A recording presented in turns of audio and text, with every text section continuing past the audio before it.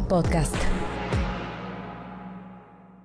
Me gustó bastante poder tener el impacto que tuvimos, porque de repente pasamos de ser una plataforma de entrega a domicilio a realmente una plataforma con propósito que está ayudando a repartidores, a restaurantes y a familias básicamente a sobrevivir, vamos a decir, Claro. o a vivir mejor.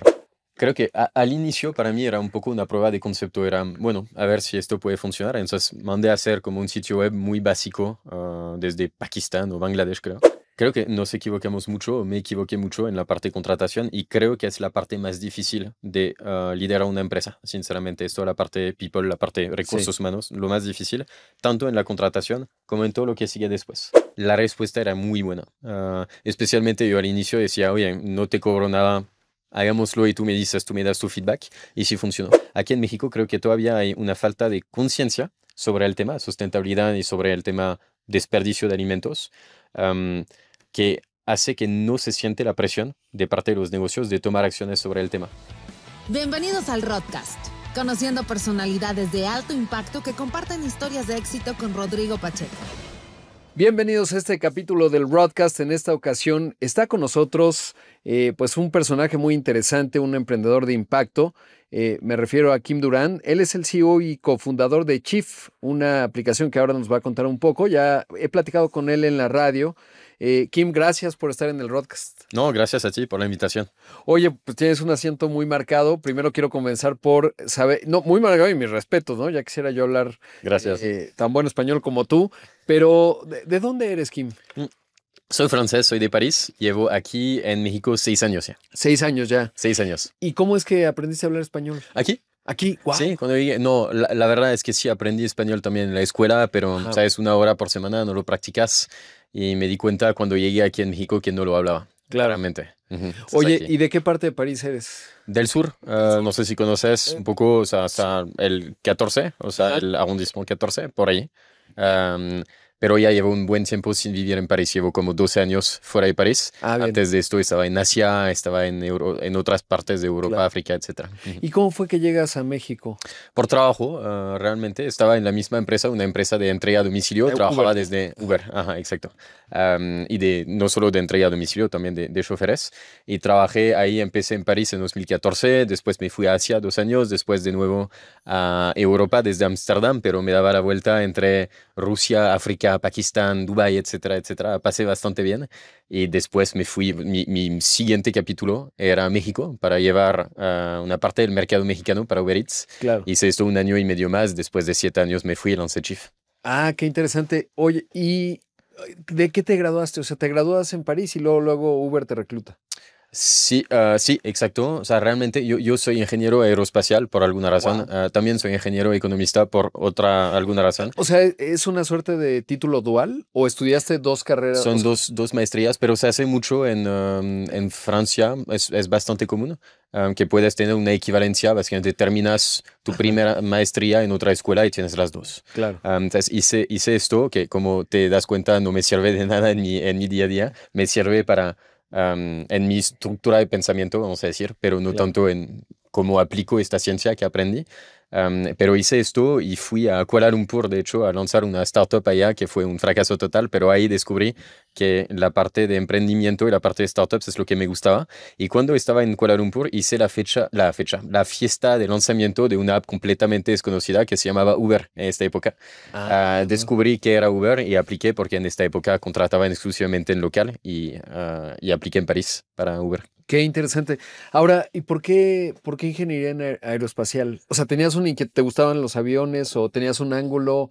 Ya Sí. Francia, obviamente, bueno, Europa en general, pero tienen Airbus y tienen incluso pues todo un tema espacial importante, Sí. Safran, en fin, hay un ecosistema grande, ¿no? Entonces puedo entender que veías pues un mercado probable o era la pura inspiración de a mí me gustan los aviones, quiero estar en algo. No tanto los aviones, más el espacio. Yo siempre Bueno. quise ser astronauta, de hecho. Entonces fui a la Ya somos escuela. dos. Ajá, exacto. Fui a la escuela europea que entrena astronautas, de hecho. Pero bueno, en esta época era la Agencia Espacial Europea o la Sí. NASA, realmente. Y ni soy buen científico, ni soy buen ingeniero, ni tengo, o sea, primero tengo lentes, no veo nada. Todo esto hace que pues no calificaba realmente para esto. Y entonces me fui a algo mucho más general, más de negocio, vamos a decir. Dicho esto, ahora mismo yo creo que mi próximo paso va a ser más cerca de este tema de espacio.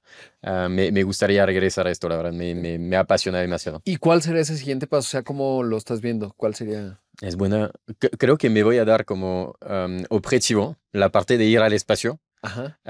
Sin necesariamente lograrlo, o sea, hay muy pocas personas que lo Sí, logran, pero lo peor que puede pasar son cosas épicas en el camino, es lo que claro. pienso. Entonces veamos ¿Y lo que cuál es el pasa. primer paso que estás pensando en dar Creo hacia que, allá? o sea, lo bueno por esta escuela de donde soy es que tengo a varios ex compañeros, vamos a decir, de escuela que sí son astronautas, incluyendo algunos Wow. que fueron a la ISS, etcétera. Entonces creo que por esta red puedo probablemente estar en contacto con estas personas, no sé, Wow. probablemente no de manera fácil, pero tal vez más fácil que un promedio. Y ahí, para tratar de entender un poco cómo es como este entorno, cómo puedo entrar un poco más a este tema. Ahora también con todo lo que es SpaceX y etcétera, la parte de cohetes y de Claro. lanzamientos espaciales es mucho más común. Hay muchísimos lanzamientos ahora, incluyendo algunas misiones más que son civiles. O habitadas por lo menos. Entonces creo que es un poco más democratizado esto, es más alcanzable, pero aunque no logré ir al espacio, que es lo probable, acercarme un poco a este tema y a entender un poco más del universo y de dónde venimos, que realmente la razón por la que me interesa tanto es lo que quiero hacer. Claro. Sí. Sí, no, sabes que compartimos la inquietud. Mi ángulo era, y ahora, bueno, pues no estoy ni siquiera, por esto te preguntaba cuál es tu siguiente paso, era vía Virgin Galactic, porque dije, oye, si puedes pagar $200,000, ¿qué es? Y tú lo debes saber bien porque te gusta el tema, pues es muy diferente ir a la subórbita espacial 10 minutos, que eso es lo que ha hecho, Katy lo que Perry. prometía Katy Perry, Sí. Blue Origin, Virgin, pero en algún momento yo sí pensaba que Richard Branson lo iba a lograr. ¿Te acuerdas que tuvo el accidente Mm, con un avión y eso retrasó todo? claro. Costaba $200,000 y pensaba que el precio iba a seguir o 200,000 o menos. Y dije, bueno, puede ser mi oportunidad, porque lo que me fascinaría, pues es obviamente ver La a la Tierra Tierra desde el desde la espacio. subórbita espacial. Y creo Totalmente. que también es generacional, ¿no? Porque hubo una generación de niños que crecimos, no sé, tú eres más chico que yo, pero yo sí me imaginaba que en el 2000 iba a tener un robot, un coche volador probablemente, y a lo mejor ya habría ido al espacio. Ya estamos en el 2025 y no se ve tan inmediato, Pero cerca. pero sí estamos en un catalizador. O sea, sí creo que la revolución de SpaceX, en términos de esta capacidad de bajar el costo por gramo, o bueno, libra le dicen en Estados Unidos, Claro. y colocarla en el espacio, de repente va a empezar a abrir un campo en turismo espacial, una serie de cosas que a lo mejor cumplimos nuestro sueño. Sí, totalmente. Yo creo, o sea, creo que lo que hizo SpaceX es acelerar de varias décadas lo que hubiera pasado de todas maneras, pero con esta ambición y esta capacidad de pensar en grande y pensar en cosas que nadie hubiera creído posibles, creo. Eso es lo que a mí me inspira en lo personal, realmente, es inspirarme de este tipo de empresas, este tipo de emprenderismo, vamos a decir, y lo aplico en mi día a día. Obviamente es muy diferente lo que estoy haciendo ahora versus enviar cohetes al Claro. espacio, pero justo cuando veo que estas cosas son posibles, lo que me hace pensar es, bueno, mis problemas tal vez son mucho más, o sea, tienen una solución mucho más sencilla de lo que podría pensar y me hace tomar bastante distancia. Entonces, esto me inspira bastante, sí, en mi día a día, la verdad. Claro. Ahora, viendo tu trayectoria y lo que me vas contando, claramente tienes una, digamos, aproximación a las cosas épicas, porque Chief tiene que ver con un problema estructural global de impacto social amplio y es justamente el tema, te diría no solo del hambre, Ujú. que es en un mundo tan próspero y tan afluente, y lo digo a escala global, si lo comparamos históricamente, es ridículo que haya personas que tengan hambre en el mundo, ¿no? Totalmente. Y particularmente, diría incluso en Estados Unidos, obviamente en México, cuando pienso el PIB per cápita de México, $13,000, y ves la afluencia en la Ciudad de México, en Monterrey, en Querétaro, en varias ciudades, y de repente, no tan lejos de aquí, tú me contabas hace poco en radio que fuiste a un banco de alimentos, etcétera, y esas disparidades, pues es increíble. Ese es un ángulo, pero el otro es también de recursos. Leía y te contaba este libro fantástico De de, Douglas Miller. exactamente, que se llamaba Cómo alimentar al mundo. No sé si ya lo trabajaron, How to Feed the World. Ujú. Y ahí, bueno, es lo que dice, bueno, hay muchas, yo ya algo había visto en términos de la comida sintética y cómo la escala de cultivar comida, pues no, va a ser muy difícil que sustituya la proteína animal, etcétera. Y la conclusión de él es Donde hay grandes soluciones es en la eficiencia Total. de los recursos, porque además tiene un impacto medioambiental. Si yo en el refri de mi casa o en mi casa tiro 3 manzanas, no solo estoy tirando la manzana, estoy tirando todo el recurso fertilizante, agua, etcétera, y es realmente pues no sostenible. Y si ahí ahorramos, hacemos el mundo de manera sistemática y grande, bastante sostenible. ¿Cuál fue tu reflexión para llegar a Chief? Creo que, o sea, exactamente como lo dijiste, creo que de inicio era probablemente más un tema social, el que mencionaste, el tema del hambre, que de un lado hay, aquí hablando de México, 30 millones de toneladas de comida que se van a la basura y probablemente esto es muy por debajo de la realidad y un tercio de la población que vive en pobreza y como dices, esto se me hace tonto y absurdo.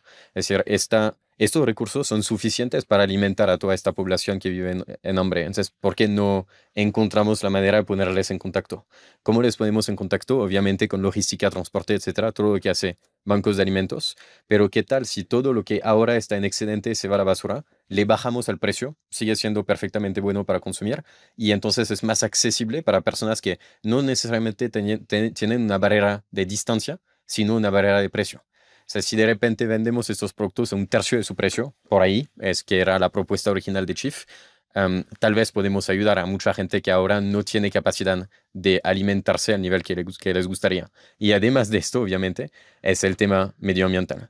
Pero si lo piensas, el tema medioambiental es un tema social de largo plazo. Sí. El planeta va a sobrevivir muy bien Claro. sin nosotros. El tema somos Sí. nosotros. O sea, entonces, al final, todo eso es un tema social de más o menos corto plazo, pero el tema del hambre es lo que nos motivó de inicio, sí. Claro. Ahora, ¿qué aprendiste en Uber? Porque estabas en la parte de Uber Eats. ¿Fue ahí donde se hizo visible el problema y veías esto? ¿O cuándo fue que dices, claro, acá hay una necesidad y hay un problema y puedo solucionarlo? Creo que hay una parte de reactividad y una parte de proactividad. La parte de reactividad es que yo vi al momento que pegó el COVID como muchísimas o sea, pymes se Sí. murieron. Y muchas de ellas con las que hablaba estaban buscando cualquier manera de eficientizar su operación para ganar el más mínimo peso, ¿no? Y en esto los retos principales que se mencionaban tenían que ver con desperdicio, lo que tienen de excedente que no va a vender. Entonces ahí es donde me entró un poco el chip. También en este momento tenía 30 años, era el año 2020, se me hizo que todas las señales se reunían básicamente para poder pensar un poco en lo que quería hacer en la próxima década y pensé, a ver, ¿cómo puedo usar toda mi experiencia y todo lo que adquirí de conocimiento para impactar de manera positiva? Porque creo que entramos hace unos años en realmente una era en la que cuando trabajamos lo queremos hacer con propósito, ¿no? Y entonces la parte del desperdicio de alimentos se me hizo bastante obvia, considerando mi experiencia en todo lo que es logística y industria de alimentos. Y pensé que podía hacer algo tal vez con más impacto que un promedio por justo toda esta experiencia, este conocimiento que había acumulado. Y de ahí nació. Hice un poco mi trabajo de research. Hay muchas cosas que se hacen en zonas como Europa que funcionan. Dije, a ver si puedo replicar algo parecido aquí. En Europa el tema más bien, o sea, el ángulo es mucho más ambiental. Aquí lo quise hacer mucho más social, pero bueno, ambiental también es una consecuencia. Oye, el COVID llega en México en marzo 2020. Tú estabas en la parte de Uber, Sí. que además es bien interesante porque uno de los fenómenos que ocurre es que Uber, la parte de Uber Transporte se va a cero Sí, y Uber Eats empieza totalmente. a crecer. Y yo reviso los resultados trimestrales, me encanta tratar de entender. Y en algún momento Uber Eats, pues obviamente salvó la tarde para Uber. De otra forma, hubiera entrado en un estrés financiero que quién sabe si la libra. Y de repente hoy, ya año 2025, si uno revisa el estado de resultados, pues prácticamente Uber Eats es del mismo tamaño que la parte Que de Uber Rides, transporte. sí. Y a ti te tocó vivir ese momento de estrés. ¿Cómo fue y cuándo? Bueno, pues con esta visión social, ¿cuándo tomas la decisión de salir? Pero primero cuéntame cómo fue vivir esa parte de la pandemia y lograr ese crecimiento, que además ya tenía alguna dimensión social porque muchas pymes lograron salvar la tarde gracias a que tenían una plataforma que podía llevar la comida. Claro. Y eso suena fácil y bonito, pero son familias que de repente tuvieron una fuente de ingresos y otras que no lo lograron. ¿Cómo fue esa experiencia? Sí, creo que a mí me gustó, o sea, me gustó bastante poder tener el impacto que tuvimos, porque de repente pasamos de ser una plataforma de entrega a domicilio a realmente una plataforma con propósito que está ayudando a repartidores, a restaurantes y a familias básicamente a sobrevivir, vamos a decir, o a vivir mejor este periodo del COVID que era muy, muy complicado. Entonces creo que todos hicimos un poco este cambio de chip y este cambio de mindset en el equipo, donde era de mi lado un poco manejar también la psicología del equipo. ¿Cómo era eso, Era complicado, creo que a todos nos tocó esta parte de repente no ir a la oficina y trabajar desde casa y no poder salir, era un poco raro, aunque aquí en México creo que fue bastante más tranquilo que en muchos otros países donde fue muy estricto. Pero creo que a varios les pegó bastante en el moral, entonces teníamos un poco nosotros desde la parte de líderes este cargo también de ayudar a soportar el equipo, a apoyar al equipo psicológicamente en este momento, y creo que la parte, o sea, lo que hizo que que lo hicimos bien es justo de repente tener este propósito en mente de, a ver, hay muchísimos repartidores, hay muchísimos restaurantes que están contando con los ingresos que están generando vía nosotros para sobrevivir en este momento. Entonces, a ver cómo les apoyamos lo mejor posible. Y creo que esto es lo que motivó mucho a la gente. Eso es lo que bajó un poco el impacto, vamos a decir, moral o psicológico del equipo. Sí, te da unidad de propósito y hacia afuera, ¿no? Exacto. ¿Y cómo fue para ti vivir la parte de la cultura se construye a veces en las oficinas o en los espacios físicos? Sí. Y el Zoom lo que nos demostró, bueno, pues es que se podía seguir operando. Me parece que hoy, 2025, una de las lecciones es la cultura a lo largo del tiempo no se construye vía videollamada. Y eso es importante. ¿Cómo lo viviste en esa época? Y ahora sí pasemos a cuando dices, bueno, Uber, mucho gusto, voy a tener un impacto social. Sí, creo que se sintió bastante. O sea, tenía varias oficinas, tanto en Monterrey, Guadalajara, etcétera. Y entonces estaba todos los días, o sea, cada semana, 2 a 3 días en una de estas dos ciudades o las dos. Entonces, la parte de visitar los equipos, estar directamente en las oficinas, lo veíamos como algo absolutamente necesario y fundamental realmente como parte de esta cultura, precisamente. De repente se cayó esto. Y además hubo muchos layoffs, despidos, etcétera, que también jaló un poco hacia abajo también el moral y la psicología del equipo.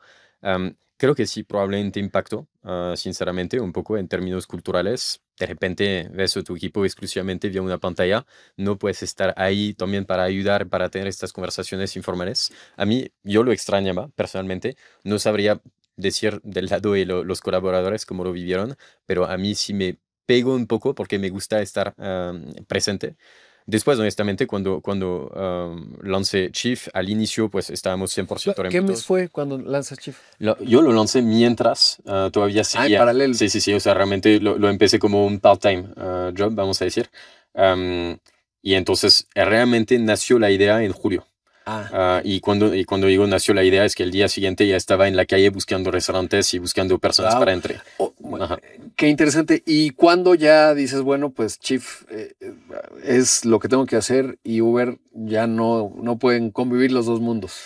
Creo que al inicio para mí era un poco una prueba de concepto, era, bueno, a ver si esto puede funcionar. Entonces mandé a hacer como un sitio web muy básico desde Pakistán o Bangladesh, creo. Contraté a una persona para redes sociales que todavía es mi marketing manager, ahora Brenda. ¿Y en dónde estaba esa persona? La contraté desde una universidad, está aquí en la Ciudad de México. Y sí, lo que hice básicamente es que escribí a todas las universidades de Ciudad de México diciendo estoy buscando un becario de redes sociales para ayudarme con esto.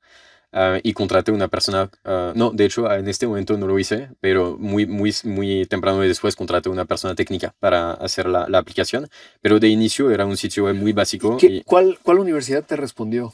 Varias, ¿no? Varias, tuve sí fueron 5 o 6, y tuve como 20, 25 personas que aplicaron, de hecho. Y eso me lleva a otra pregunta que hago mucho, y ahorita regreso a otros componentes porque quiero que me cuentes cómo funciona Chief, que me parece extraordinario, pero ¿cómo escoges talento? Porque obviamente siendo líder, y luego tienes que leer muchos perfiles, y no es fácil. ¿Cuál es tu estrategia para encontrar talento? Claramente lo encontraste porque sigue trabajando contigo, ¿no? Entonces eso dice que tuviste buen ojo. ¿Cuál es tu estrategia? Creo que nos equivocamos mucho, me equivoqué mucho en la parte de contratación y creo que es la parte más difícil de liderar una empresa. Sinceramente, esto, la parte de people, la parte de recursos humanos, lo más difícil, tanto en la contratación como en todo lo que sigue después. Creo que ahora tal vez tenemos una manera de hacerlo un poco mejor, pero creo que viene de las primeras personas que contratas tienen que ser brillantes y tener un fit cultural muy bueno contigo y con la empresa que estás construyendo. Y estas personas después participan en los procesos de contratación. Y entonces esto genera un efecto dominó que te asegura que el fit cultural sigue y que la barra es alta. Aún así, de vez en cuando nos equivocamos y creo que hay roles más fáciles de contratar para mí que otros. Por ejemplo, yo soy probablemente muy malo para contratar a personas de ventas tal vez, pero soy muy bueno para contratar a personas de operaciones, porque Lo o sea, sa- lo puedo, sí, creo que no soy muy buen vendedor, pero soy muy ¿Qué bueno. mides cuando contratas a alguien de operaciones? ¿Qué observas? O sea, obviamente el perfil, pues que haya estado en operaciones probablemente, pero por lo que me decía, eso me llama mucho la atención, es, yo a alguien nuevo lo entreno, porque es una becaria, Sí. y es más fácil, ¿no? A lo mejor que hubieras dicho, busco persona que lleve redes sociales. Eh, cu- entonces, eso quiere decir que identificas muy temprano algunas características independientemente de la sabiduría Sí, o del desempeño. ¿Qué características son las que buscas en operaciones? creo que necesitamos a alguien que tiene hambre y que se alinea con la visión y la misión, ¿no? Honestamente, principalmente esto. La parte hard skills, es decir, la parte del conocimiento y de saber usar las herramientas, me importa muy poco, sinceramente, porque se aprende, Sí. especialmente ahora. Pero me importa que la persona quiera aprender. Eso es la parte más importante para mí. Y donde nos equivocamos, creo que fue esto el problema. Principalmente fue la persona poco proactiva o con pocas ganas de salir de su zona de confort y aprender cosas nuevas. Necesitamos personas que tienen este scoop ahora y que lo quieren expandir a esto. ¿Y cómo lo identificas? Es decir, en una charla, haces una entrevista y dices, ¿esta persona tiene hambre o no tiene hambre? Porque obviamente cuando alguien busca un trabajo, dice, claro, y no dormiré nunca, trabajaré 18 horas al día y seremos todos felices. Y ya a la hora de la ejecución y empezar a recorrer el camino, quién sabe si eso ocurra. Y entonces ahí hay mucha habilidad, porque además uno tiene pocas balas en el cartucho de la contratación, no puede estar, ya contraté a uno, luego otro. Y entonces ahí, ¿cómo es que identificas en la conversación o cuál es la estrategia para decir, esta persona tiene hambre, es lista, porque quizás no lo dijiste, pero va implícito. Claro, Si sí, tiene capacidad de aprender, tiene que tener capacidades cognitivas, porque no sirve mucho el entusiasmo desbordado obvio. si el hardware no está allí. Sí. ¿Cómo lo haces? Creo que hay una parte de feeling y hay una parte de lo pruebas de manera, vamos a decir, analítica. De la misma manera que la inteligencia, ¿sabes? Es algo que al hablar con una persona sabes si es capaz de pensar o no. Si es capaz también de pensar dentro del marco que ha aprendido estos últimos años y nada más, o si es capaz de pensar más allá de esto. Es la conversación.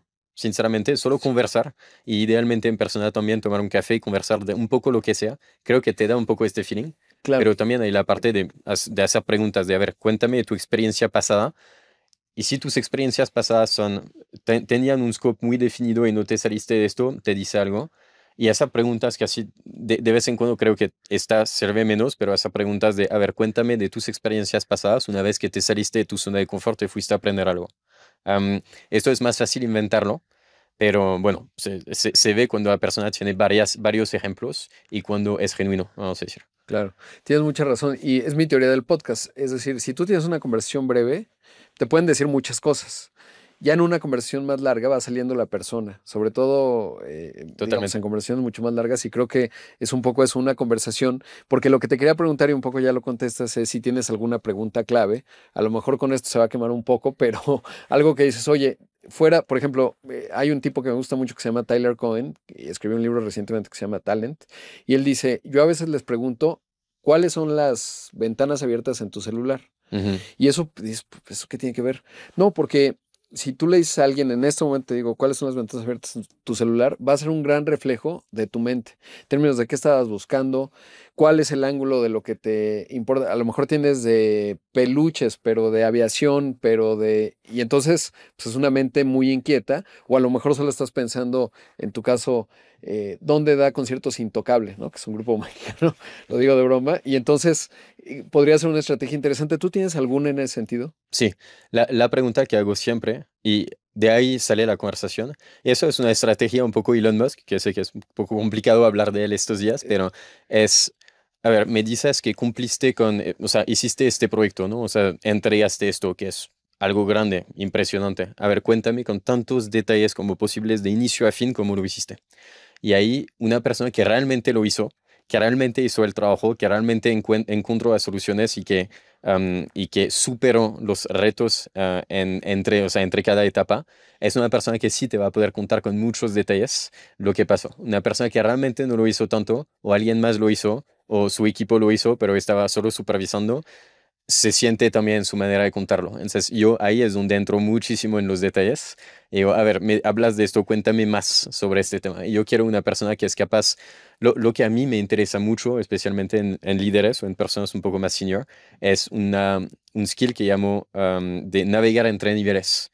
Me gustan las personas que pueden pensar a muy alto nivel, pero también entrar muy al detalle técnico de lo que están haciendo. Esto dice mucho sobre una agilidad mental que estamos buscando también mucho en el equipo, ahora en Chief. Entonces, hacer esta pregunta literalmente puede ser la entrevista entera, hablar de este proyecto y nada más, y entrar en tantos detalles como posible, pero al final de esta entrevista creo que tienes un muy buen feel de si la persona es adecuada o no para lo que estás buscando. Oye, y terminando esto, ¿haces apuntes? Porque hay una parte de feeling. Cuando tú estás hablando con alguien dices, sí, Sí. pero luego hay una parte objetiva porque el feeling falla. Entonces hay una parte cuantitativa, cualitativa. ¿Cómo manejas ese proceso? Sí, creo que, o sea, yo soy muy más de llevarlo un poco así, de manera informal, vamos a decir. Sí tomo notas y sí digo, este punto que me está contando ahora, quiero regresar sobre esto, pero no hago un reporte al final de cada entrevista, eso Ah, sí. Probablemente debería, sinceramente, porque a medida que ves muchos. muchas personas, pues tal vez te olvidas de algunos detalles, pero sí lo que intento hacer es que al final de cualquier entrevista, con las otras personas que son parte del panel, envío un poco algunos comentarios, algunos bullet points, si soy strong no, soft yes o strong yes, y explicando por qué. Eso sí lo hago, así no me olvido. Pero no es que tomo notas así formales y tengo Un producto ahí. como, sí, exacto, una lista de check, check, check, eso es lo que necesito en esta persona. Creo que mucho, especialmente en la parte de fit cultural y en la parte más justo de si se va a ajustar esta persona al equipo que tienes ahora, no, no creo que se cuantifica tanto, sinceramente. Ahora quiero regresar al momento en donde estás en Uber, en Chief. ¿En qué momento decides, bueno, adiós Uber, 100% Chief? Am, Muy rápidamente vimos que sí había potencial con esto. O sea, crecimos suficientemente rápido al punto que muy rápidamente contraté una persona técnica para desarrollar la app. ¿Ya desde acá o el que fue primero bueno, en Asia? Esta persona fue realmente para hacer Para web arrancar súper así. básico Ajá. en unos días. Pero no, para la app era una persona mexicana que se quedó, de hecho, que apenas se acaba de ir, pero se fue, o sea, fue como por 5 años mi líder técnico. Y esta persona nos ayudó con la parte de desarrollo de la app, tanto Android como iOS, y lo hicimos en 2 meses, en un ritmo muy, muy elevado. Es decir, estábamos en llamadas a las 2 a.m. un sábado, por ejemplo. Esto claramente fue demasiado, pero también nos permitió sacar una app entera en 2 meses. Oye, y esta persona, tú, hasta hace poco tu director técnico, ¿cuántos años tenía? ¿Uno o tiene? Ujú. Y luego, ¿cómo fue atraer talento? Porque pues vas empezando y no es que dices, bienvenido, este es tu paquete de compensación, tus opciones, ¿no? Sí, Sino es, mira, tengo poquito, sí, vente a trabajar, vamos a trabajar 18 horas diarias porque a las 2 de la mañana estamos hablando. exacto. ¿Cómo lograr? Y entonces ahí lo que vendes es la misión, ¿no? Sí. Pero vamos a salvar al mundo. ¿Cómo fue? Y te quiero preguntar de esta persona porque es interesante y nos dice mucho de cuál era la cultura que empezabas a construir. Sí, sí, de hecho, eso creo que hay una gran parte de suerte, sinceramente, pero sí, al inicio no tenía presupuesto, o sea, yo usaba mi sueldo y Sí. más básicamente para financiar la totalidad del proyecto, eso los primeros 6 meses. Y para mi persona de redes sociales, como decía, fue por contacto de universidad. Con él en particular, fue yo contactar a 20 personas que tenían un background de full stack engineer en LinkedIn, que estaban en primer grado, segundo grado, básicamente para mí en LinkedIn. De estos 20, creo que como 10 me contestaron y dos se quedaron al final como etapa final de entrevista. Un amigo CTO los dio los dos y dijo, él es muy bueno. Entonces me quedé con él. Y básicamente la suerte que tuve en este momento es que él sí tenía un trabajo, pero que no le tomaba tanto tiempo. Ah. Y entonces era como algo más para él. Entonces era no un presupuesto demasiado alto para mí, pero sí fueron muchas acciones, eso sí, muchas stock options, Sí. vamos a decir, de inicio, porque, bueno, un miembro fundador, vamos a decir, del equipo. Y con eso empezamos. Y muy rápidamente, cuando se dio cuenta él que eran 80% de su tiempo y no el 50%, pues ahí lo formalizamos y sí se volvió Sí. parte integrante del equipo. Igual con mi directora comercial, que entró muy rápidamente después, fue un poco parecido. La contacté ahí más por mis contactos personales de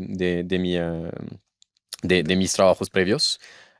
Y fue un poco lo mismo. Es decir, con uno iba a empezar y por alguna razón me gusteó. Y qué bueno, porque al final tuve otro contacto con otra Ángeles que fue excelente, realmente fue una super contratación. Entonces creo que hay una gran parte, sí, de suerte y hay una gran parte también de decir, oye, esa es la visión que tengo, eso es para dónde podría ser, ahora mismo no es nada, quieres ser parte de construir, de ir de nada a todo. Y creo que esto le emociona bastante a la gente. Y dice, bueno, ¿qué tengo realmente para perder? Y creo que especialmente en esta etapa inicial es donde contratas a las mejores personas porque te aseguras que contratas a perfiles emprendedores que no tienen miedo. Claro. Cuando empiezas a crecer mucho, yo lo vi mucho en mi empresa previa, en Uber. Al inicio, yo cuando llegué éramos 600 a nivel mundo, creo que son 27.000 ahora. Se ve bastante la diferencia de corporativismo, vamos a decir, entre las personas. O sea, hacen muy buen trabajo, ¿no? Pero es muy diferente Sí. el vibe y el mood de la gente que entra ahora versus la gente que entraba antes. Y entre más temprano y más incertidumbre tienes del proyecto que estás lanzando, más vas a atraer a personas muy emprendedoras, yo creo. Y en ese entonces, además, todavía te tocó entonces Travis, ¿no? El fundador Sí, de Uber, que era mucho candor. O sea, digo, en parte eso pues lo llevó a que ya no estuviera, ¿no? claro. Y ahora Radical candor. con Khashoggi, con Da, ujú. Dara, pues es ya mucho más corporativo, que es valioso cuando una empresa ya pasa de esa etapa inicial. Ahora, ¿cuál es el modelo de Chef? O sea, ¿qué hace la aplicación? El modelo de De Chief Chief, es, perdón, lo sigo diciendo. está bien, es complicado pronunciarlo Sí. por tu defensa. Em, es un modelo marketplace, un poco como una app de entrega a domicilio sin la entrega a domicilio, donde entras a la app y tú ves como usuario una lista de restaurantes, tiendas, panaderías, supermercados cerca de ti que tienen excedentes de comida para rescatar. Ahí la parte excedente, para explicarla bien, es por ejemplo un pan que tiene un día de vida y ya no se va a vender en vitrina, en lugar de tirarlo, lo rescatas por un tercio del precio. Y creo que muchos de nosotros compramos un pan que comimos el día siguiente, no ves tanta diferencia realmente. O en supermercados son productos que no llegaron a su fecha, pero los productos se sacan de la anaquel mucho antes de la fecha de caducidad, en muchos casos. Y cuando no se donan, se tiran. Entonces nosotros, estos productos que siguen siendo perfectamente buenos, les vendemos a un tercio del precio o hasta la mitad del precio, dependiendo del producto, dependiendo de la marca, a un usuario final. Entonces, nuestro trabajo es un trabajo B2B de ir a buscar las empresas que tienen excedentes y que están dispuestos a que alguien lo rescate, y una parte más de marketing y comunicación y etcétera para atraer clientes, usuarios que van a rescatar. Hoy, ¿cuál es la base de usuarios?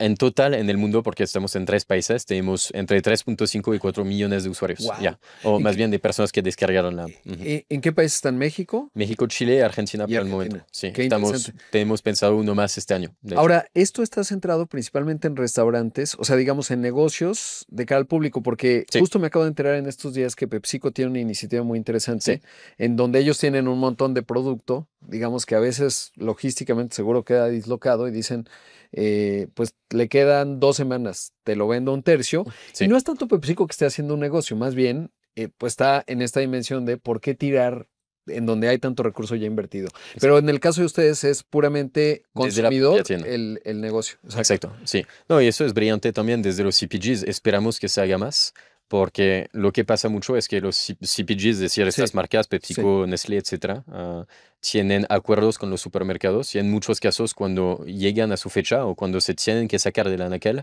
estos productos regresan al CPG.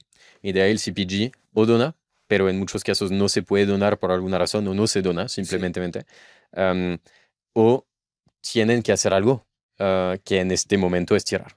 Entonces, mejor venderlo justo con estas cajas que hace PepsiCo, como lo hacemos nosotros, venderlo con delivery, etcétera. Ahí la pregunta es si es un modelo rentable, etcétera. Claro. Eso es otra pregunta. Pero sí, qué bueno que haya marcas que hagan este tipo de ¿Qué están haciendo iniciativas. esto? Ahora, en el caso de ustedes, ¿dónde está el modelo de negocio, la rentabilidad? Porque esto, por algo está ya en 3 países, 3 millones de clientes. Si no tienes rentabilidad, se vuelve muy complicado reinvertir y crecer. Claro, Creo que, o sea, de inicio, como cualquier startup, fue necesidad de capital. De hecho, para contestar tu pregunta de mucho antes, me salí de Uber cuando levanté capital por primera vez. Sí. ¿Cómo lo lograste? ¿Ya tenías experiencia con lo de Singapur, que fue cuando lanzaste? De ¿Dónde? Kuala Lumpur. En Kuala Lumpur. Kuala Lumpur. También en Sí. Singapur viví, pero no, en este momento no levanté capital porque, o sea, fui cofundador de una empresa, pero que venía un poco de un acelerador, vamos a decir. Ah, bien. O sea, no es que levanté capital. En este momento, esta primera ola de levantamiento de capital, que fueron $500,000, fue más como de ángeles y de personas, de friends and family, como lo llamamos. O sea, todo mi red personal, vamos a decir, de personas muy brillantes de mi experiencia pasada o personas, o sea, de segundo grado, vamos a decir. También algunos fondos, 500 Startup, etcétera. Exacto. Te quería preguntar, ¿hubo algún VC, o sea, un Venture Capital? O sea, 500 Startup es el único que entró realmente y Ángeles. En este momento no estaba buscando VCs porque VCs típicamente ponen cheques más grandes. Ajá. Después, 8 meses después, levantamos 3 millones más. Ahí sí con VCs. Sí. Pero en esta etapa no. Bien. O sea, creo que o sea, en una etapa ya que es un juego de volumen, un marketplace es un juego de volumen, necesita mucho volumen para llegar a rentabilidad porque tienes costos de tecnología, de ventas, de etcétera, de marketing, etcétera.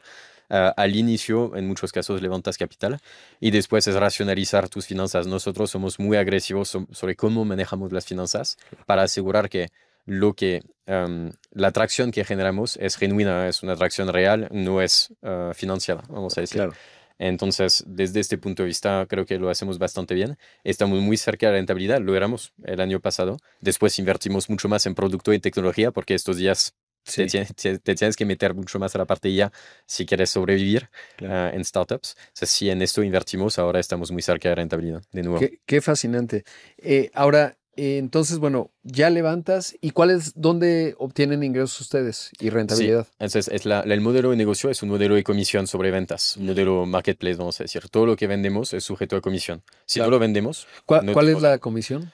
depende, pero típicamente es un 25% sobre la venta, sobre el Claro, producto. pero para el negocio ya va sobre pérdida, ¿no? Exacto. Entonces estás rentabilizando algo que ya era merma. Exacto, te ibas a ganar cero, ahora mismo puedes ganar 30-40% básicamente sobre el precio en tienda de este artículo, es decir, puedes recuperar bastante de tus costos y en muchos casos la totalidad.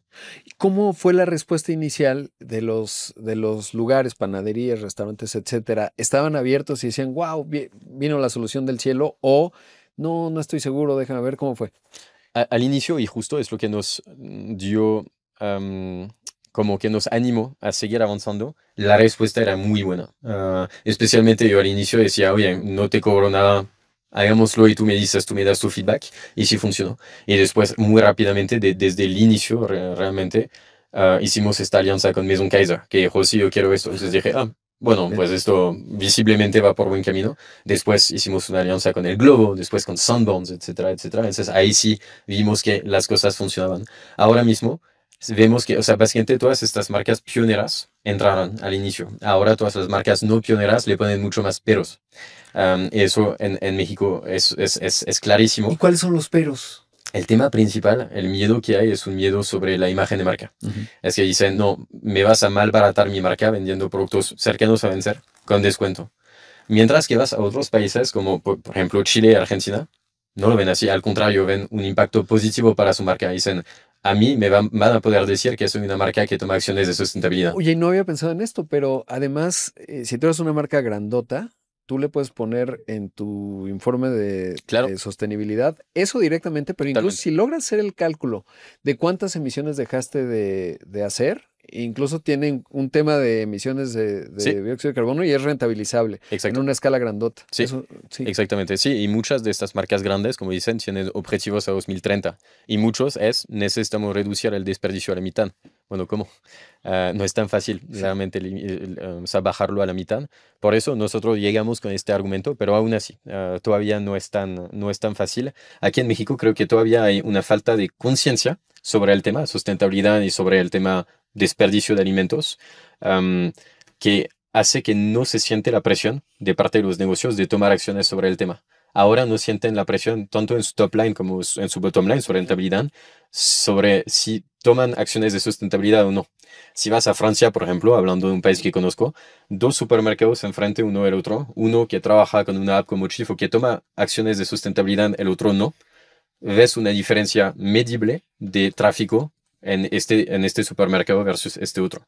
Aquí en México no se siente todavía. O sea, mucho del trabajo que hacemos no es solo este trabajo del modelo de negocio original de vender excedentes con descuento, es un trabajo de conciencia y de educación del público en general, porque el público es el que tiene el poder de generar cambios y generar cambios sobre la mentalidad de gobiernos, por ejemplo, para adoptar leyes, o sobre mentalidad de los propios negocios que sienten que se necesitan ajustar a esta ola de sustentabilidad para sobrevivir en largo plazo. Ahora, del lado de la demanda, ¿cómo la materializas? Es un tema de mercadotecnia, porque primero es que te conozcan. Y luego, ¿cómo ha sido esa construcción del lado de la demanda? Y más o menos, ¿cuál es la demanda? 3 millones de clientes, Argentina, Chile y México. ¿Cuántos son más o menos en México, que es el mercado primario, ¿no? Claro. Supongo yo. En México estamos por ahí de 2 millones de personas que nos descargarán y la realidad es que desde el punto de vista de adquisición de demanda, hacemos muy poco porque no necesitamos hacerlo.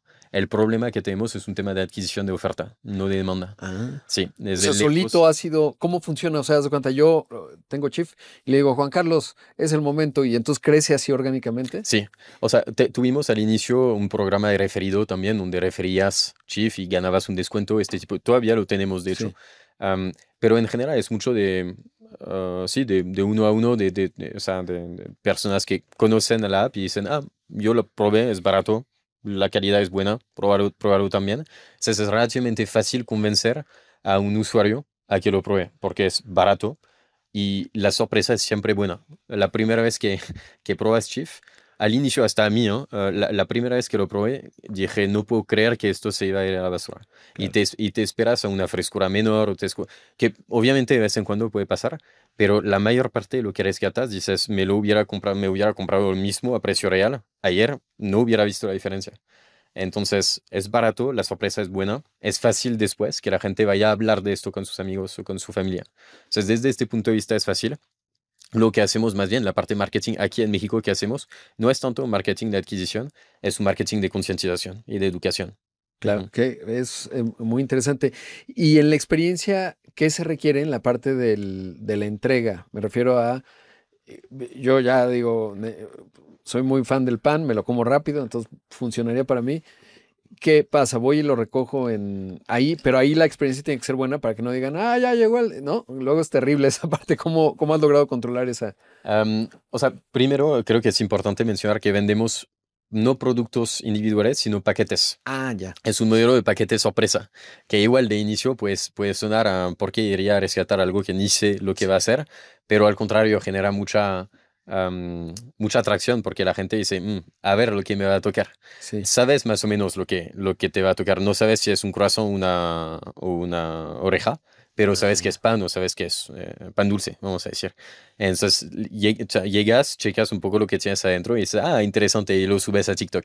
Eso es un poco también la órale. parte de por qué funcionó tan bien, diría, esta parte de viralidad. Pero entonces tú llegas como usuario, llegas a la tienda, al Glovo, Maison Kaiser, lo que sea, y dices, hola, tengo este pedido para rescatar a nombre de tal. Ellos lo tienen también en su sistema o pueden ver la información desde tu propia app, la de usuario, y te entregan el paquete que ya está preparado. Entonces te atienden como cualquier otro cliente, realmente, nada más que en lugar de entregarte un producto en la tienda ahí visible, te entregan un producto que tienen en el backroom o que tienen aquí ya preparado. ¿Y has pensado en hacer cajas combinadas, es decir, de una compañía a otra compañía? ¿O eso se vuelve una barrera porque habrá algunos que dicen, oye, yo no quiero que mi producto tiene que estar distinguido versus el otro, pero ¿cómo se ve eso? Sí, creo que hay este tema tal vez de marca, claramente, que las que quieren participar a Chief sí les interesa tener esta visibilidad de marca, de hecho. Y hay también este tema de margen y de qué es lo que se vende, porque no tienes trazabilidad exacta del contenido de cada caja.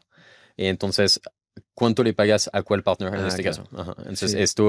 esto lo hace más complicado, pero dentro del mismo negocio puedes tener cajas completamente sorpresa. De vez en cuando es una caja de un pastel individual y de vez en cuando es una caja de pan dulce y lo que sea, y de vez en cuando es una caja de pan. Y hasta en supermercados pasa, a nosotros no nos pasa, pero en Europa modelos parecidos tienen cajas completamente sorpresa. No sabes si te va a tocar fiambre, queso, pan, pastel o frutas y verduras o un poco de todo. Y esto sigue funcionando, de hecho, es Es interesante. divertido. Obviamente tratan de maximizar la variedad siempre, es arriesgado, pero bueno, muchos lo compran. Claro, en Europa, bueno, al menos mi experiencia en Francia, por ejemplo, es muy común que la gente hace picnic, o sea, tienen Sí, buenos parques. Entonces podría ser uno con la caca sorpresa, a ver cómo lo logramos, ¿no? sí, sí, sí, exacto. Y si venían cosas que no te gustan, pues ya ni modo, pero Exacto. Sí, es muy parte un poco del inconsciente colectivo. Diría, esta app parecida sí. en Francia se llama Too Good To Go, que la gente dice, ah, voy a rescatar mi Too Good To Go y llego al picnic. Sí, completamente. Es parte de. Es lo que nos gustaría ¿Y que en pase aquí. cuántas ciudades están actualmente en Chifre? Aquí estamos en 38 ciudades Ah, en México, un poco por todos lados. Y de hecho es interesante que cada vez que lanzamos una ciudad, hay ya demanda esperándonos. Eso es lo bueno.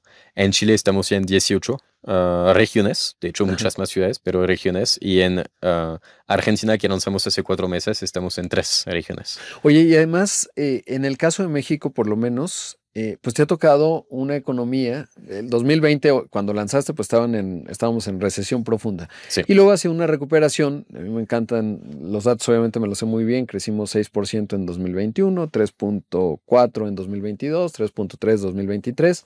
2024 aceleramos a 1.3 Mm, y el 2025 estamos entre cero y recesión. uf, Y es contracíclico porque obviamente más personas dicen con más fuerza, oye, yo necesito gastar menos en comida, que si uno ve los rangos de ingresos, a menor ingreso, más porcentaje gastas en comida naturalmente. Y ahí es un negocio contracíclico. ¿Lo has visto ya? ¿Lo has empezado a experimentar en este primer trimestre? sí, vimos esto y de hecho también hicimos estudios, encuestas, etcétera, a usuario para entender este comportamiento y sí lo confirmamos.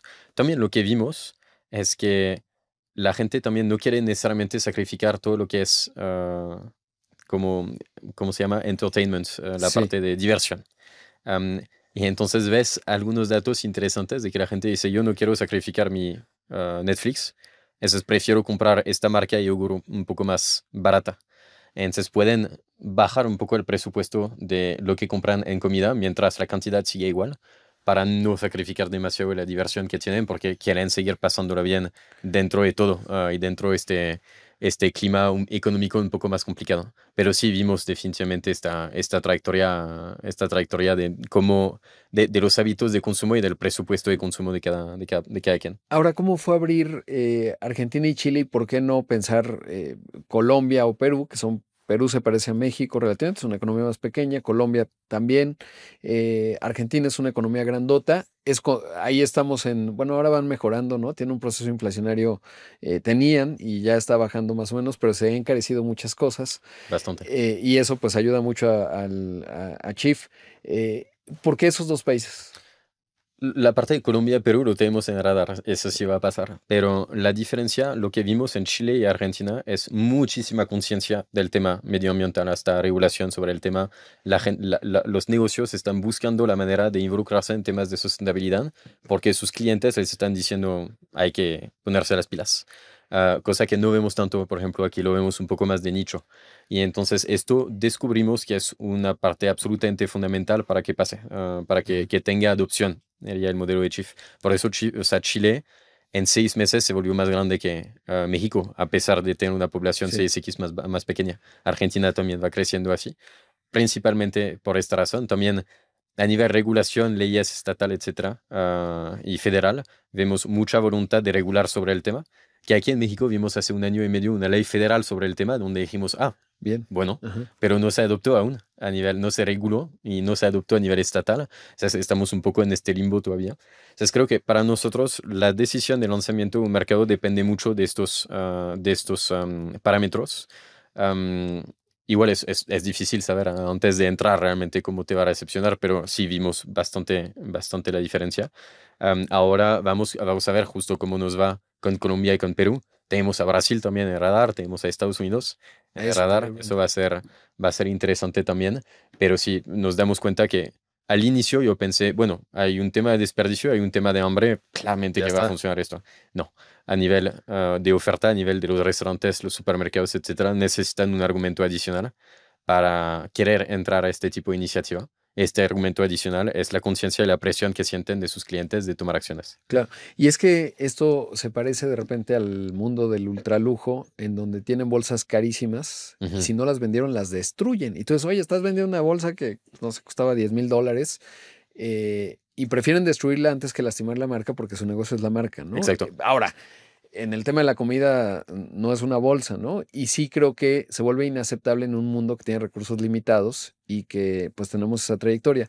Ahora, ¿qué hay de la parte de la dimensión social? Obviamente viene implícita con la rentabilidad, con la gente que, pues los 3 millones de usuarios que tienen, con lo que le ayudan, digamos, a los restaurantes, con la parte ecológica, etcétera. ¿Qué hacen? Porque me contabas hace poco en la radio que fuiste a un banco de alimentos, etcétera. ¿Qué hay de esa parte social? Porque hay una, en la Sierra de Guerrero, puede ser que sí tienen teléfono, pero no estoy seguro que van a poder interactuar con esa intensidad con Chief y además no se van a poder desplazar a Chilpancingo o igual a una ciudad grande y ahí hay que hacer algo al respecto. Claro, creo que la parte de digitalización sí existe, Sí. la mayoría de la gente tiene un smartphone, pero no todos tienen una tarjeta bancaria. Por eso nosotros también permitimos el pago directamente en tienda, en efectivo, Bien. eso exclusivamente aquí en México. Pero sí, la parte social creo que la hacemos justo, la parte de disminuir el costo para la gente es una manera básicamente de que estos productos inaccesibles para esta parte de la población de repente se vuelvan accesibles. Pero obviamente no tocamos todavía la parte muy baja de la pirámide que ni siquiera tiene con qué comprarse un pan del globo a un tercio del precio, ¿no?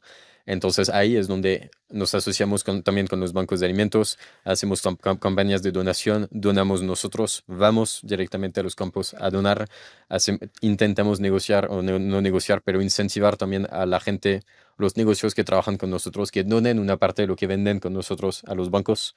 Entonces, estamos desde este punto de vista tratando de impactar también ahí, y tratando de ser buenos aliados con los bancos de alimentos. No somos para nada competencia, ¿no? Para nada de ellos. No nos metemos Sí. donde ellos están. Al contrario, justo tratamos de ayudarles. Entonces, en esto es donde estamos tratando de tener tanto impacto sobre esta parte baja de la pirámide.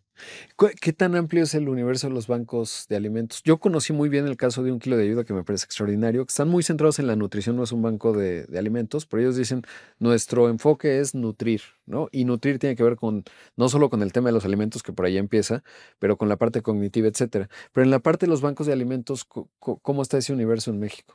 Creo, a ver, no tengo los números en mente, pero lo que sé es que los bancos de alimentos son de los más grandes en capilaridad en el mundo y si no me equivoco, el más grande en América Latina. O sea, está bien desarrollado. Nosotros estamos muy en contacto también con Mariana, la directora de Bamex, con muchas personas de Bamex también.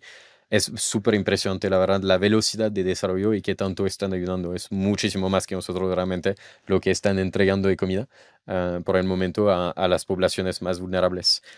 No me acuerdo del número Sí. de bancos, pero tienen bancos en todos los estados menos uno, si no me equivoco, y con bastante buena capilaridad. Y por haber ido a un banco, a un centro de acopio aquí en el Estado de México, o sea, ahí en el Estado de México, en Toluca, es enorme, ¿eh? O sea, es una logística, no es poca, ¿no? Es La voy bastante a buscar impresionante. Luego me Sí, pasa su contacto porque estaría interesante sí, hablar con ella.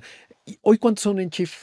somos en total 45 en nuestros países. Muy eficientes. Sí, sí, O sea, digo, 45 suena mucho, pues cuando empezaste en 2020 sí, con uno o dos, sí, ¿no? sí. No, y Ya sobre todo mucho, cuando pero comparas a estas empresas de AI donde son dos y generan sí. 50 millones, sí, es menos eficiente, pero dentro de todo porque es una aplicación, o sea, es un proyecto muy operativo más que tecnológico, somos sí bastante eficientes, la verdad, sí. ¿Y cómo estás viendo? Es un tema que obviamente también me apasiona, el de la inteligencia artificial. En términos concretos, ¿cómo la estás integrando? Porque ahí tiene sentido en una app tener una interacción cognitiva distinta en términos de un diálogo más allá de un árbol de decisión en un chat. Eso es importante, Claro, pero el costo del token ha cambiado mucho de precio, ha bajado radicalmente, sí. pero no es tan sencillo en términos de entender qué modelo, cuál modelo y cómo controlo la experiencia, porque hay una parte que se vuelve incontrolable. ¿Cómo ha sido y cuál es tu visión al respecto en términos de ello? Sí, creo que sobre la parte de modelos no soy la mejor persona para escoger, pero en general lo que vemos de OpenAI, ChatGPT, es que cumple con lo que necesitamos y cada 2 semanas hay una versión nueva, Sí, sí. realmente. Y un Es, precio y hay un cayendo. precio, sí, Ajá. acaban de bajar el precio de su último modelo de ochenta Sí, por ciento creo. O sea, es es súper impresionante. impresionante. A nosotros, además, es una empresa suficientemente grande para que tengamos confianza de que se va a quedar por lo menos algunos años más. Sí.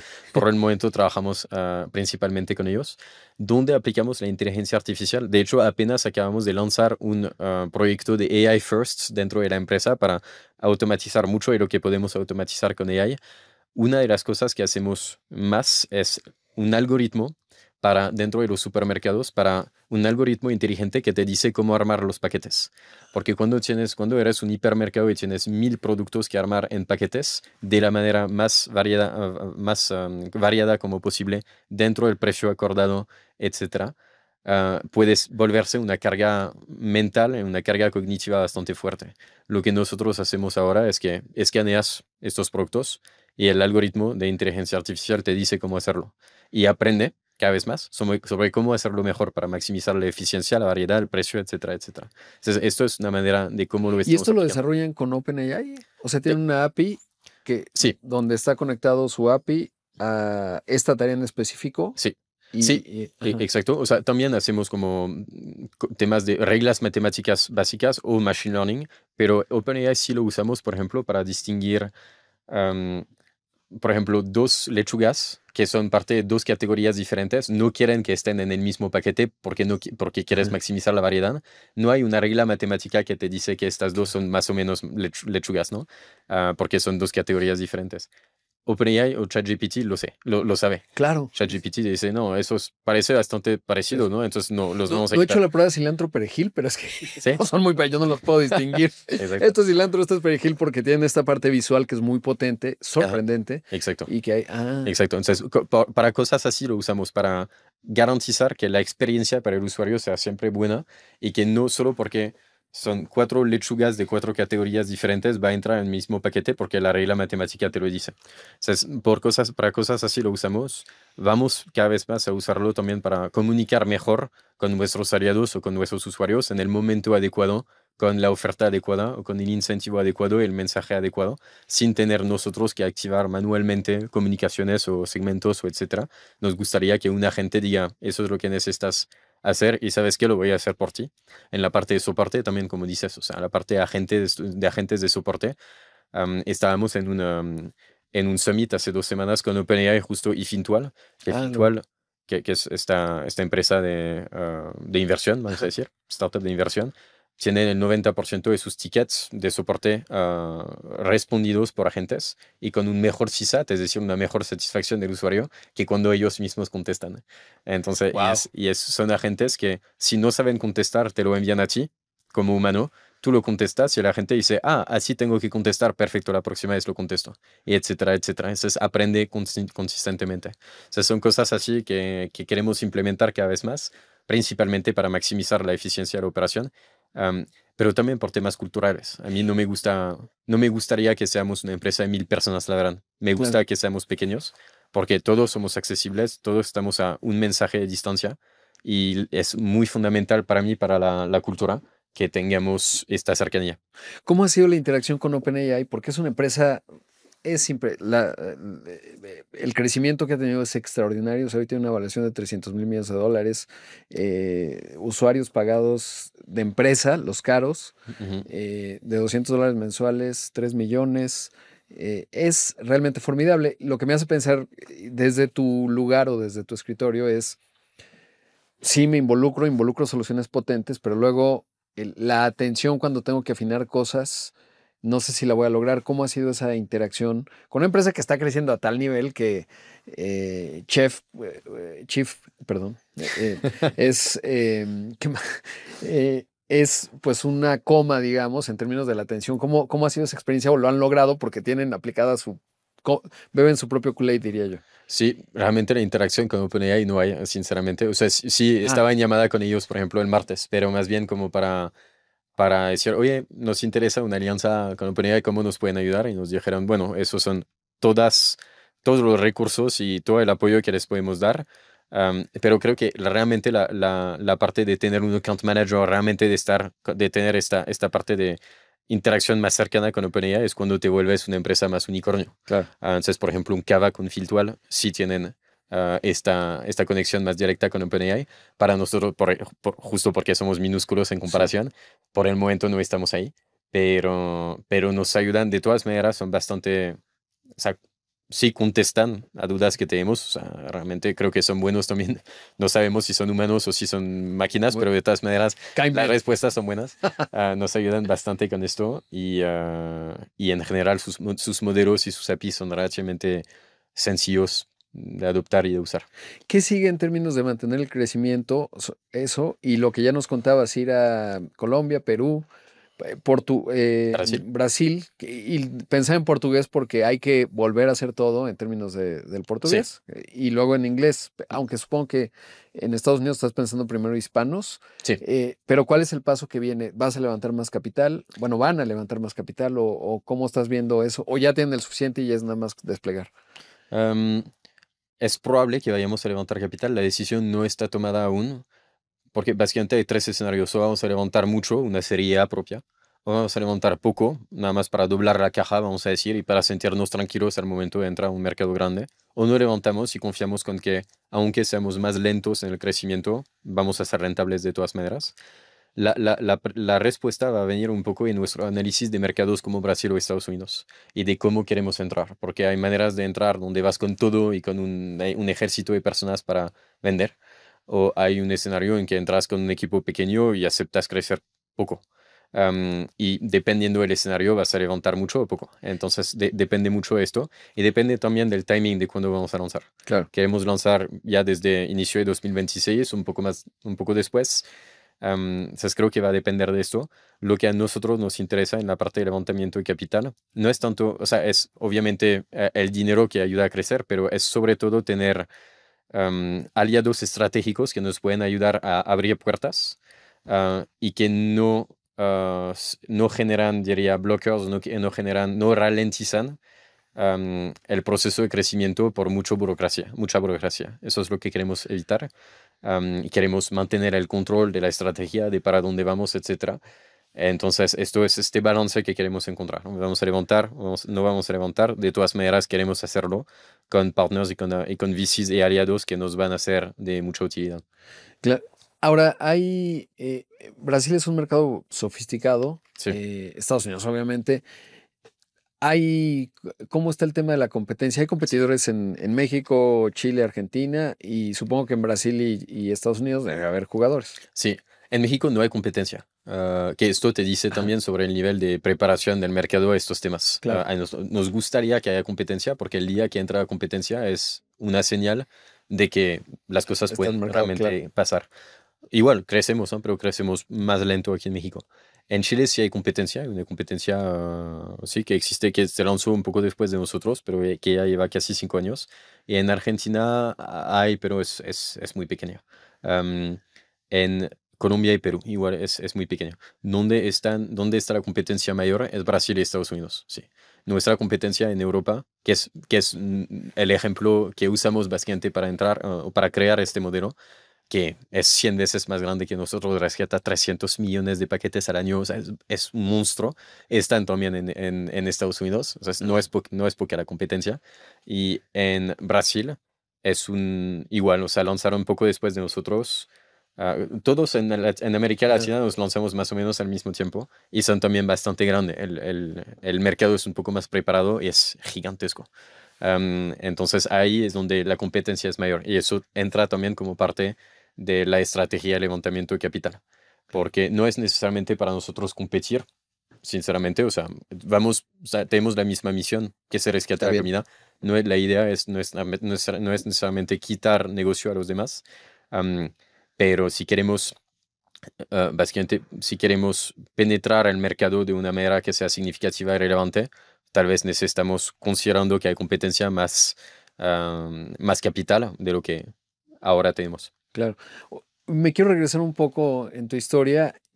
Cuando vienes con Uber a México, ¿cómo fue? ¿Te dieron a escoger o dijeron, oye, acá hay un mercado muy grande? En su momento, para Uber, me acuerdo, estaba en este orden. Obviamente, pues Estados Unidos es el mercado más grande.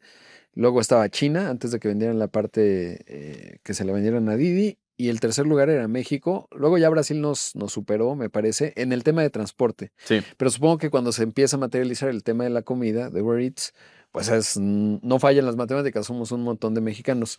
En tu historia, estaba Uber y te dicen, te toca México, escogiste, ¿cómo fue Ah, ese arribo a México? no, más bien, yo estaba en este momento en Ámsterdam y en este momento era Head of Analytics. Llevaba temas de inversión en Rusia, en Medio Oriente, África del Norte y Pakistán. Y entonces la idea era cómo gastamos tanto o menos que la competencia, pero ganando market share. Esa era la idea. Lo que pasó después es que nuestra competencia en Rusia, Yandex, que es el Google local, compró a Uber y Uber compró a la competencia en Medio Oriente, Carim. Y entonces yo me quedé un poco, bueno, pues tengo Sí, días un poco más tranquilos ahora. Y dije, bueno, a ver, a dónde podría ir? Conocía bastante bien la parte Asia, la parte Europa, Rusia, África, etcétera, todo esto. América para nada. Sí conocía un claro. poco Estados Unidos, pero no me interesaba ir. América Latina nunca había puesto un pie en el suelo aquí Sí. americano, o sea, latinoamericano, y me interesaba. Les dije, a ver, ¿dónde hay oportunidad? Y me interesaba a mí Colombia porque por alguna razón desde Francia escuchas o desde Europa escuchas más de Colombia que de Europa. Creo probablemente por la popularidad de la música o este tipo de cosas. O sea, Shakira, escuchas Shakira, escuchas Karol G, literalmente. No escuchas menos de México, por lo menos en esta época. Entonces dije, bueno, a ver qué hay en Colombia, pero Colombia es muy pequeño en comparación. Uber Eats tenía mucho más presente, o sea, tenía hasta roles regionales desde México y México es un mercado extraordinariamente grande para Uber Eats. Entonces la oportunidad era mayor ahí. Entonces dije, bueno, a ver qué tal. Y por eso llegué a oye, ¿cuál México. fue el hallazgo cultural? Porque ya tenías un buen bagaje en términos de lidiar con muchas culturas. Asia, que es muy diferente, sobre todo a Europa. Quizás Estados Unidos premia todo, porque al final Uber es una empresa estadounidense y entonces eso pues ya viene visible. Pero si no habías lidiado con América Latina, y luego América Latina es inmenso también, no es lo mismo Chile, ahora lo describías con Chief, no es lo mismo Chile que Argentina, que Claro. Colombia, Perú y México solito, nada más acá hay muchas diferencias. ¿Cuál fue tu primera impresión desde el punto de vista de entrar en una posición pues de responsabilidad, de liderazgo? ¿Cuáles fueron esas primeras diferencias o características que notaste en México? Em, para mí fue un poco intimidante, obviamente, entrar a un mercado donde que nunca he visto, que nunca he conocido y donde ni siquiera hablo el idioma y además en una posición de leadership. Am, Ajá. pero justo lo que vi en México es la gente te hace sentir como en tu casa, te hace sentir muy bien. Y entonces no sentí ningún reto de nadie en ningún momento sobre, bueno, pero tú me vas a dar órdenes, pero ni siquiera sabes de este mercado.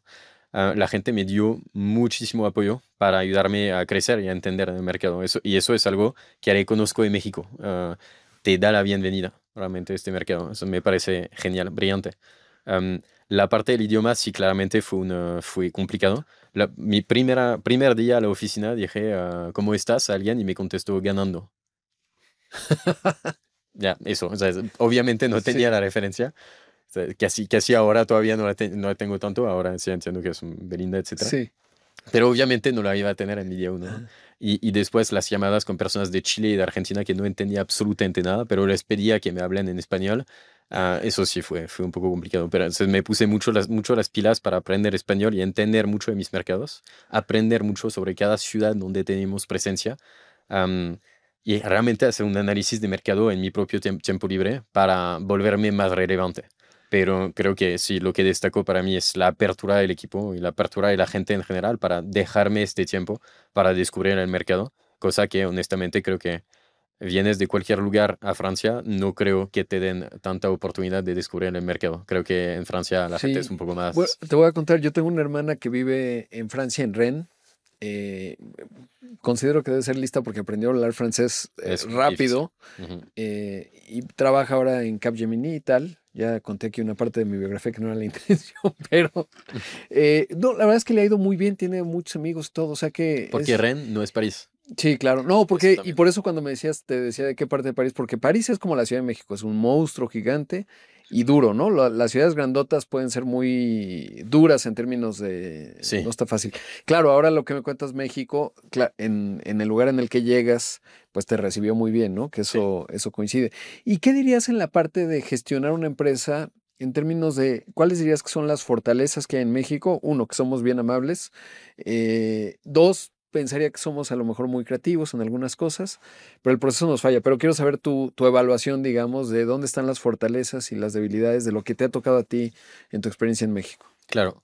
Creo que o sea, es un mercado con un potencial gigantesco. A partir del momento que logras tener product market fit, el potencial es completamente loco. Y creo que por esto muchas startups que empiezan en otros países de Latinoamérica, su próximo paso y tan rápido como posible es México. Si ofreces un producto que le gusta a la gente lo va a adoptar y va a funcionar y puedes tener una empresa gigantesca. Creo que para mí lo que es complicado aquí en México al momento de hacer negocio es que nunca vas a recibir un no. Ujú. Y no solo es que no vas a recibir un no, es que vas a recibir un sí, vas a recibir un sí hasta la muerte, básicamente. Pero aunque la persona piense que no, realmente te dice que sí. Esa es la parte complicada que al inicio dije, pero me dijiste que sí. Sí. Y fue muy difícil para mí ajustarme a esto. Todavía, ¿no? Sinceramente, de vez en cuando. Ahora creo que es más fácil para mí detectar si la persona dice que sí, pero piensa que no. Am, pero eso es sabiendo de la cultura de la que vengo y especialmente que trabajé antes en Ámsterdam 2 años y medio, donde la gente te dice, es muy malo lo que estás haciendo, eres ridículo y stop y esto no me gusta. Aquí nunca lo vas a escuchar. De un lado, o sea, vienes de una cultura donde la gente te dice que no demasiado seguido a una cultura donde la gente te dice que sí demasiado seguido. Am, y eso para mí sí es la parte más complicada. ¿Y cómo haces en la parte de retroalimentación? Porque somos sensibles y Sí, entonces hay que sí. tener mucho cuidado a la hora de decir, oye, pues esto no está funcionando. ¿Cuál ha sido tu estrategia? Y más en una cultura donde estás acostumbrado de, oye, esto es una basura, no sirve. Sí, En México hay que tener... sí, totalmente. Y mi feedback principal, yo en mis 2 años en México en Uber, era tienes que ser menos directo. Que tenía tendencia, o sea, no creo ser para nada agresivo, pero digo las cosas tal como son. Tal vez menos ahora, justo me ajuste bastante a esto. Soy mucho más como leve, pero antes sí decía, era muy, muy directo. Y creo que para cualquier persona que viene de países así, más nórdicos, vamos a decir, en Europa, y que tienen esta cultura de directness, o sea, de ser muy directo, llegar a México tiene su fase de adaptación, definitivamente. Ahora me parece bien, honestamente, me gusta que haya un poco más de armonía en las relaciones con la gente y que entonces pienses 2 veces antes de decir las cosas para decirlas de una manera que sea un poco más aceptada. Me parece perfecto. Y creo que esto participa también en que la gente sea tan amable en general. Am, pero sí, yo creo que de vez en cuando falta especialmente en la parte de negocio. A mí me falta escuchar no. Me falta que me digan, ¿sabes qué? No, eso no es para mí. Y de vez en, por ejemplo, uno de mis inversionistas es alemán. Me acuerdo de mi última llamada con él, que dije, ¿cómo estás? Y me dijo, bien. Y Y ya, ya. o sea, se acabó aquí. Y después le conté un poco toda la estrategia y me dijo, ok, take care. Y se desconectó. Nada más. Y eso es súper violento, yo creo, aquí. Sí. Y hasta a mí se me hizo A violento. mí se me ocurrió decirle hasta la vista, baby, porque pensé que estoy Sí. hablando con Terminator. Eh, O sea, ya analizó todo, bueno, pues a ver si todo sale bien. Tal cual, tal cual. O sea, es súper violento y creo que una persona aquí que llega a México, no se adapta, o sea, necesita realmente su tiempo de adaptación. Entonces, sí, eso definitivamente la parte de ser directo y la parte del feedback así genuino se tiene que trabajar un poco, creo, cuando trabajas en un mercado como México, sí.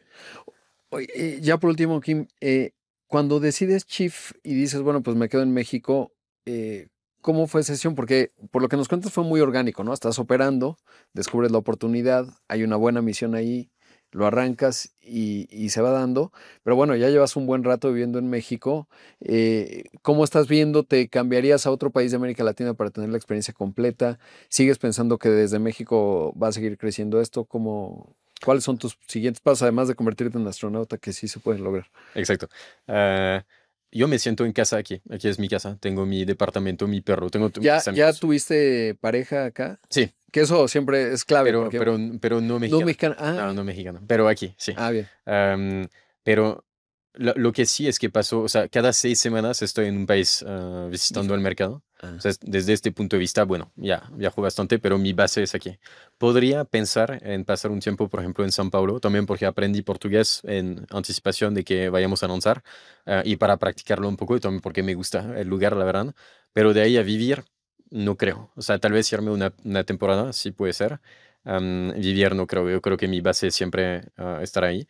Otro lugar donde podría vivir es Medellín, pero igual una temporada tal vez. Me parece increíble esta ciudad, la verdad, me siento muy bien ahí. Pero México, ahí México me adoptó, yo adopté a México. Me siento mucho más en casa aquí que en París. wow. En París me siento como turista. ah, Me gusta de vez en cuando, no me gusta de vez en cuando. Aquí en México es sistemático, me encanta, me gusta estar aquí. Claro. Sé si me veo aquí todavía bastante tiempo. Oye, y lo de astronauta, que no es broma, porque alguien puede decir, ah, pues sí, pero no, o sea, yo sí creo que lo puedes lograr, pero ¿cómo lo vas viendo? ¿Va a ser orgánico en términos de, bueno, estoy buscando la oportunidad, estás estudiando una parte, y a lo mejor como ocurrió con Uber, ¿no? Vas ahí explorando y si se va dando, pues ahí, en una de esas, por ahí te veremos, pero ¿cómo son los pasos ahí? Em, O estás pensando, oye, estoy armando un equipo para que un día yo ya, yo seguiré siendo presidente del consejo, pero que vuele sola. ¿Cómo es? por el momento, la verdad, mi foco es Chief. Es decir, sí veo el espacio como parte de una pasión. Es decir, me documento mucho sobre el tema, veo todos los lanzamientos de cohetes, todo esto lo Todo. veo. Pero no es algo en el que pienso involucrarme profesionalmente por el momento, la verdad, Ah, falta de ajá. tiempo y también mucho que hacer en Chief y me encanta lo que hago en Chief todavía. Si en algún momento hay un fin para Chief, ojalá un buen fin, si hay un fin para Chief, después probablemente me meteré a estos temas. Y ahí, como te digo, yo creo que para mí más bien va a ser tener una visión de lo que me encantaría que pase, que en este caso es ir al espacio. Probablemente no como turista, sinceramente, me gustaría ir Como, como parte de una misión científica. No me gustaría ser el Katy Perry bueno, de... pero puede ser como Isaacman, iba a ser ni más ni menos de que director de la CIA, de la NASA, perdón, no de la CIA. Lo bajaron de último minuto, ¿no? Sí, Ahí hubo algo raro. el amigo de El Elon. amigo de Elon, Jared Isaacman se llama. Sí, secuencia. Y tipo brillante. El Brillante, otro día sí. escuché o sea, hizo un startup $8,000 millones después. O sea, el tipo alto desempeño, Sí, totalmente. pero sí se puede, ¿no? O sea, de repente, porque si tú lo analizas a él, pues él hacía en paralelo piloto de combate, desde una empresa, lo que no sabía, digo, ya aquí estoy contando otras cosas, pero esta es una conversión relajada, es que genera una empresa para hacer digamos, como en el mundo del software Red Team, en términos de seguridad, Sí. pero en los jets de combate de Estados Unidos. Entonces tenía mix y lo contrataba el ejército de los Estados Unidos o la Marina, el Navy, para hacer ejercicios adversariales con los pilotos. Es impresionante, yo no sabía. Sí, no, y él Es fuera de serie. no sé si escuchas el podcast Olin, pero estaba Sí, sí, sí, en Olin. de ahí Sí, obtengo una parte de lo que sí, estoy justo. diciendo. Sí. Sí, no, es brillante. Creo que también hay una parte de que, o sea, ser americano, o sea, ser estadounidense ayuda bastante. Es decir, yo si quisiera ir al espacio, creo que necesitaría hacerlo desde Francia, porque si no Sí, eres americano no puedes, yo creo, involucrarte a este nivel, porque se acerca demasiado el tema de armamento, ¿no? Entonces necesitaría acercarme un poco a Francia probablemente, a menos que trabaje en misiones poco confidenciales o este tipo de cosas. Por eso no lo sobrepensé por el momento, pero sí, sí me encantaría meterme. Y justo, o sea, este ejemplo a la Isaacman, creo que justo estar en Estados Unidos y entonces estar en Estados Unidos, ser americano, te ayuda primero porque puedes llegar a este nivel, diría, de secreto, defensa o confidencial, etcétera, etcétera. También porque creo que hay un país en el mundo, desafortunadamente todavía ahora, donde sí puedes lanzar una empresa de cohete y lograrlo, y es Estados Unidos, sí. desafortunadamente. Yo creo que en Francia lo intentas hacer, no creo, sinceramente, que funcione. Hay demasiada burocracia, demasiados impuestos, menos ambición, más desesperación. La gente se queja todo el tiempo, es un deporte nacional. Cierto. Ah, entonces lo veo más difícil. Entonces, por eso digo, es una visión, me gustaría llegar a esto. Si no lo logro, está bien, Eh, estaré muy bien, pero creo que lo que pase, que pueda hacer antes, que me permita a mí am, pasar más tiempo trabajando en esta pasión, me va a gustar. y ahora sí, la última pregunta, Kim. ¿Cómo ves en el contexto actual, porque estamos atravesando cambios formidables en términos de la inteligencia artificial, que va a ser una transformación muy acelerada? Tú la estás viviendo en primera persona desde la empresa. Estoy seguro que desde finales de 2022, cuando fue muy visible para todos el ChatGPT, Sí, probablemente viendo tu perfil, pues ya sabías de OpenAI, o sea, no fue algo que surgió de la nada como para muchas personas. ujú, Pero esto va muy rápido. sí. Y de repente tienes una experiencia global. Has estado en Asia, obviamente en Europa, en México, con visibilidad de Estados Unidos. ¿Cómo ves a Europa en términos de... Es una gran democracia, es una potencia económica, pero esta parte de la innovación, lo que sale en esta revolución, pues fue, o sea, lo que yo he sabido de Europa, además de Mistral, que es una empresa de inteligencia artificial que hay, Sí. ¿no? Francesa, hay buenos emprendedores en Francia, Sí, etcétera, o sea, hay son gente potente, Sí. con buenas habilidades, pero lo que sale es la regulación de Europa. Por eso. ¿Cómo ves? ¿Crees que eso pueda cambiar? Que el tema de un Estados Unidos retraído se haga el catalizador para Europa. No sé si has visto este libro de Karp, el de Palantir, que dice, es momento de que los emprendedores hagan cosas de cara al país. Sí. Y de repente pensaba que esa narrativa de Karp, que además es un PhD, un doctorado en filosofía alemán, tipo potente, de repente digo, y a lo mejor Europa necesita ese catalizador. ¿Cómo la ves?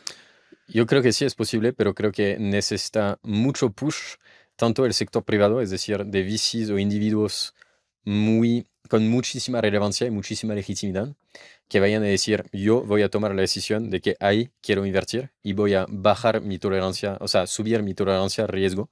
Que el tema mayor es esto, es la tolerancia a riesgo, tanto el lado del sector público y el sector privado.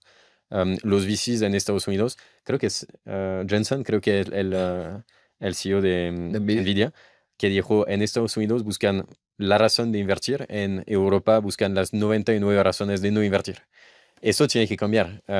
Y entonces si tienes a inversionistas muy grandes, justo que llegan diciendo, yo tomo la decisión de que voy a poner un cheque de X cientos de millones de dólares y lo voy a invertir aquí y lo voy a hacer como lo haría en Estados Unidos, creo que puede cambiar, pero también necesita muchísima voluntad política. Y la voluntad política ahora para mí es el tema mayor. Demasiada regulación, la gente tiene demasiado miedo, poca tolerancia al riesgo, que tal vez en Estados Unidos hay demasiada, especialmente cuando se Sí. trata de inteligencia artificial. En Europa no hay suficiente tolerancia al riesgo. Y América Latina, lo que estás viviendo, o sea, México, ¿qué es lo que nos interesa? Sí, de lo En que... este ecosistema que estamos platicando. Sí, Ajá. sobre inteligencia artificial. No, en general, en términos de la Innovación. potencia que tiene de innovación y la adaptación, porque de repente somos un mercado grandote, los números están ahí, por eso lo acabas de mencionar. Sí, México es el primero al que vas cuando quieres ser muy grande. sí. Brasil tiene el problema de una regulación importante y ahí a ver cómo te va, ¿no? Eso va a ser Claro. va a ser interesante. Pero luego la parte de innovación de repente en México, lo que yo veo es ni siquiera estamos en la discusión, pero la parte privada sí, porque hay gente muy ágil. Ustedes son un ejemplo en Chief. Creo que está cambiando justo el hecho, este summit que pasó con OpenAI y Fintual hace 3 semanas, fue el primer summit con presencia de OpenAI en México o en América Sí. Latina, si no me equivoco. Gran señal, yo creo. Y creo que seguirá pasando. Creo que hay muchos como emprendedores en México, muy talentosos, que tienen ganas de innovar y que tienen ganas de adoptar la IA y que usan Estados Unidos y la velocidad de desarrollo de Estados Unidos como ejemplo de lo que quieren adquirir aquí. A muchos también que van a pasar una temporada en San Francisco y que dicen, perfecto, así se hace, yo lo voy a hacer aquí también. Este tipo de cosas son las que a mí me hacen pensar, me da optimismo de que va a acelerar, honestamente, todo este tema de innovación, etc. Creo que a nivel político, estoy viendo, por ejemplo, nosotros tenemos alguna relación con el gobierno de la Ciudad de México, la secretaría, etcétera, etcétera. Es gente joven que ha pasado por startups, que ha emprendido, que sabe cuáles son los retos por los que estamos pasando. Eso me da también entusiasmo y optimismo de que las cosas pueden pasar. Obviamente hay mucha burocracia, pero mientras hay cada vez más entendimiento y más voluntad de acercarse al sector privado, a las startups, etcétera, y a la gente que tiene ganas de hacerlo, más se van a desbloquear las barreras para innovar. Entonces yo creo que en México vamos por buen camino, sinceramente. Pues extraordinaria conversación, Kim. Muchas gracias por tu tiempo, gracias por gracias estar a ti. aquí. Mucho éxito en Chief. Muchas gracias. Lo dije Gracias bien. por la Al invitación. final, después de 2 horas, Excelente. exactamente, se ha logrado. Muchas gracias. Allí escuchó y vio. ¿Y dónde te encuentran si alguien te quiere escribir? En LinkedIn, Kim LinkedIn. Duran. La verdad es principalmente lo que uso, sino por email, CHEAF.com. Muy bien. Ahí escuchó y vio a Kim Duran, el CEO y cofundador de Chief. Hasta aquí llegamos con nuestro invitado de impacto y su historia de éxito de esta ocasión. Hasta la próxima. Esta es una producción de Excelsior Podcast. Derechos reservados. México 2025.